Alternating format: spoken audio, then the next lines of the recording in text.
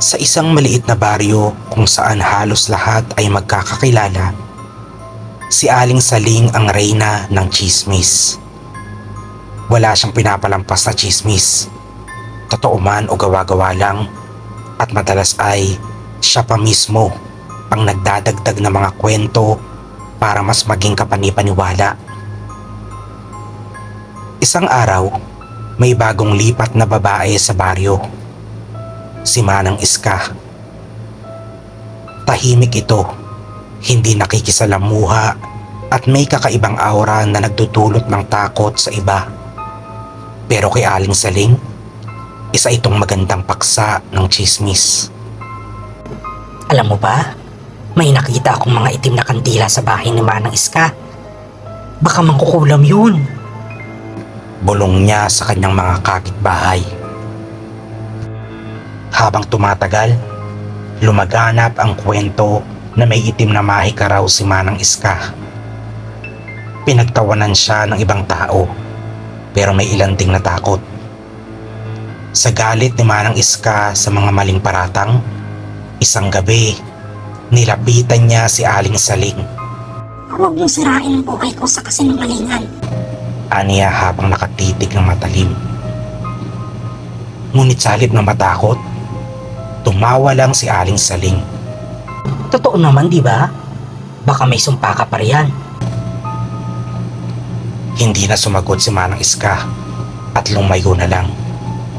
Pero simula noon, nagsimulang magbago ang buhay ni Aling Saling. Kinabukasan, nagising si Aling Saling na may makating pantal sa kanyang balat. Akala niya ay kagat ng lamok. Pero habang lumilipas ang oras, nagsimula itong lumaki at maging kulay itim.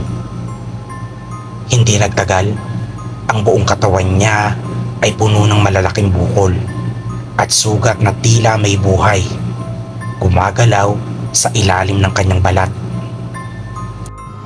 Panginoon ko, ano to? Sigaw niya habang nanghihilakbot. Nagsimulang lumayo sa kanya ang mga tao sa baryo. Natakot sila sa itsura niya at may ilan pang nagsabing baka may sumpa nga siyang nakuha kay Manang Iska. Dahil wala nang gustong tumulong sa kanya, napilitan siyang lumapit kay Manang Iska. Nanghihina at halos hindi na makalakad, lumuhod siya sa harap ng bahay nito. Patawarin mo ako, Manang Iska. Hindi ko alam ang ginagawa ko.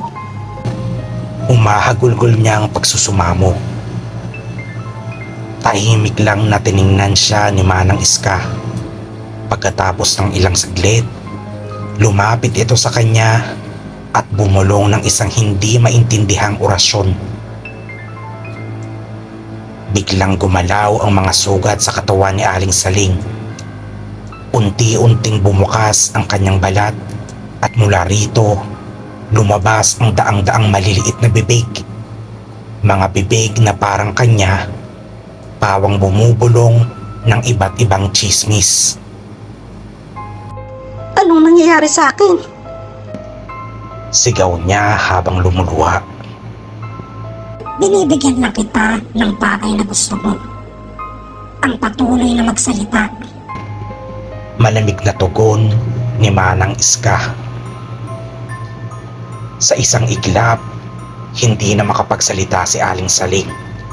Ngunit ang daang-daang bibig sa kanyang katawan ay patuloy sa pagbulong ng tsismis. Kahit gusto niyang tumigil, hindi na niya magawa. Mula noon, wala nang nakakita kay Aling Saling. Ngunit sa tuwing may nagkakalat ng tsismis sa baryo, may maririnig silang mahihinang bulong mula sa hangin. Mga boses na parang kanya, patuloy sa pagsasalaysay ng tsismis na walang katapusan.